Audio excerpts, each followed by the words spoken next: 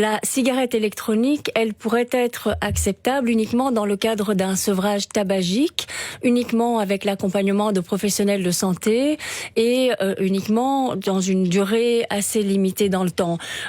Chez les jeunes, elle n'a aucune raison d'être utilisée. C'est vraiment un danger parce que justement, elle représente, comme vous l'avez dit avant, une potentielle porte d'entrée vers un tabagisme classique, d'autant plus que, comme on le sait, elles sont souvent chargées en nicotine, très chargées en nicotine, et donc elles sont extrêmement addictives et le cerveau des jeunes est encore en formation, donc d'autant plus sensible à cette addiction, et donc c'est vraiment un danger potentiel pour le long terme. Mais un jeune qui utiliserait une vapoteuse sans nicotine?